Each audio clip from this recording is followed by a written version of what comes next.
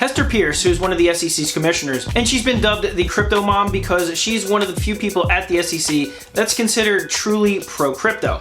Well, she recently came out and did an interview with Bloomberg in which she gave a couple of thoughts on what the SEC is actually doing in terms of trying to get regulatory clarity to the crypto space. But not only that, she was asked specifically about the XRP and Ripple case with the SEC. And I'm going to tell you what she said. I'm going to tell you what she said and why this provides a little bit of light on why this is making the SEC look so bad. And since the price of Bitcoin has been continuing to drop recently, if you've been really paying attention to this, you'll notice that there's actually a big transfer of wealth happening in the crypto space. For example, Michael Saylor, who's one of the biggest holders of Bitcoin, has now made 2 huge purchases over the last several days and now holds a total of 105,000 Bitcoin. Not $105,000, not $105 billion, 105,000 Bitcoin. Because as this price continues to drop, Michael Saylor continues to think that Bitcoin is going to be astronomically higher in the future, therefore he continues to buy the dip. Well, guess what? He's not the only one. There's some charts out there that show who's buying Bitcoin right now, who's selling Bitcoin right now, and what's happening with this massive transfer of wealth. John Deaton, who's an outside attorney, he's been covering this story, the SEC versus Ripple. He gives his thoughts on what Hester Peirce's comments actually mean. Hey everyone, my name is Randy. Welcome back to the Late Night Grind. And on this channel, I'm covering the SEC versus Ripple case because it has huge implications for the crypto space. I also cover personal finance and investment markets, so if any of those topics interest you, make sure you're subscribed. Click the subscribe button. And don't forget to hit that bell notification icon. That way YouTube will send you a notification when I release a new video. And as always, if you're feeling generous, I'd really appreciate it if you go ahead, hit that thumbs up button. It really helps out with the YouTube algorithm and just tells YouTube to promote this video to newer audiences. So if you do that, I'd really appreciate it. All right, guys, well, let's jump into it. So we're actually going to start with this transfer of wealth in the crypto space.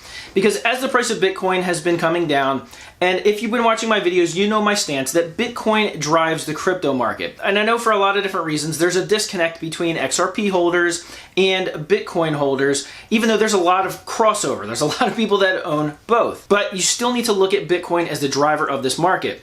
So what's happening with this actual transfer of wealth? Well, if you look at Michael Saylor, what he's been doing is essentially averaging down, just continuing to buy Bitcoin at cheaper and cheaper prices because in his mind, Bitcoin's going to be worth $1, $2, $3 million at some point in the next 5 to 10 years. We can see that now he's not the only one. Glassnode has a whole bunch of different charts that you can look at to see what is happening with Bitcoin, Bitcoin wallets, who's selling, who's buying, and things like that. Not exactly who, but the addresses that are buying and selling. And so if you follow the crypto space on Twitter, these charts have been published, and what it shows is not shocking, but it really solidifies what the billionaires like Michael Saylor are actually doing. So there was a chart that showed that those that hold 1,000 or more Bitcoins are continuing to hold those Bitcoins and in fact amass more.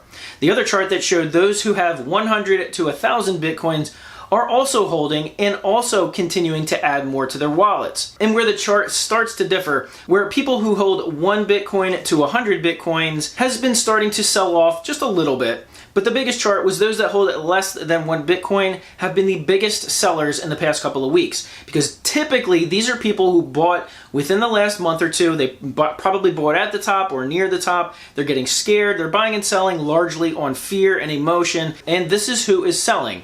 And then, of course, you got the billionaires and the whales that are scooping up these cheap Bitcoins. They're the ones that are buying because they know what the long-term future holds, or at least they think. And when you look at the legal case of the SEC versus Ripple here, John Deaton, who's an outside attorney covering this case, he's all over Twitter. And anytime there's a piece of news comes out, he gives his thoughts and input. Well, he was actually the one that filed the motion to intervene on behalf of XRP holders, telling the SEC that XRP is not and cannot be a security based on it being just a digital asset created by Ripple. And he was actually clarifying what Hester Peirce said when she was on an interview with Bloomberg. Now, Hester Peirce, who's considered pro-crypto, was asked specifically about the XRP, the Ripple versus SEC case.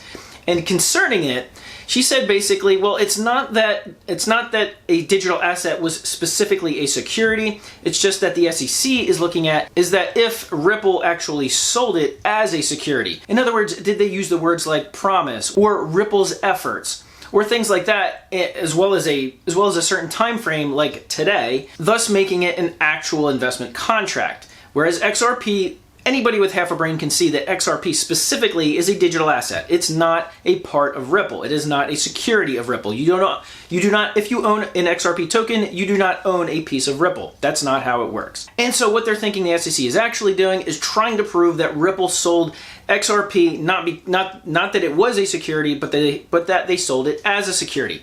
I actually mentioned this in one of my videos about a month ago, before any of these interviews came out, that this is exactly what it looks like. Now, of course, John Deaton had a ton of arguments against it, and if you follow him on Twitter, you can see that the SEC case, that they really don't have one. Jeremy Hogan, who's another outside attorney following this case, put out a video at the end of last week discussing settlement and when it could actually happen. And it's looking like it still could be several months away before a settlement could truly happen, although a settlement essentially could happen at any time. Before the end of this discovery, I'm sure the SEC has really no interest in settling until the end of this discovery. They've actually pushed for a longer discovery. Ripple pushed against the discovery, but it was granted anyway. So most likely, we're probably going to see 2, 3, possibly even 4 months until we could see a possible settlement of Ripple versus the SEC. Now, I saw the interview with Hester Pierce and Bloomberg, and one of the interesting things that she said that the SEC is actually doing kind of reiterates a little bit what Gary Gensler, the head of the SEC, has now been saying for a couple of months, in that the regulatory clarity that they are supposedly going after is going to be more in the way of providing a framework around what digital assets are, and specifically exchanges. So that'll be some really, really interesting news. And if you hold anything in Coinbase or Binance, that's going to be a story to follow, because in my opinion, in the next 6 months, you're going to really start to see some news ramp up about the SEC's thoughts on how they're going to put some guardrails on these exchanges. But let me know what you think in the comments section below, but not only about the Ripple case versus the SEC, but let me know about what you think the SEC's input into these exchanges are actually going to do for the crypto space. And if you're new to the channel, go ahead, click on the community tab on this channel. I have a whole bunch of polls, questions that I put up to ask the Late Night Grind community. So if you want to see what the Late Night Grind community have been answering and their thoughts, go ahead and take a visit to that. And don't forget to answer those polls as well. I'd really, really appreciate it. Well, guys, we are nearing 50,000 subscribers on this channel, which kind of just, it honestly blows my mind. I did not expect it to come that quickly when I really seriously started to take this channel seriously in December. It's really ramped up pretty quick, so I really appreciate it if you've joined onto this community. Let me know in the comments section below what other things you would like to see, what kinds of videos you would like me to cover. I have some really interesting topics coming out that don't involve necessarily news or updates about the SEC, but the crypto space as an actual asset, both short-term and long-term. It's been a great education for me, so I hope it is for you as well. All right, guys, I'd really appreciate it if you give this video a big thumbs up, and I'll see you guys on the next video.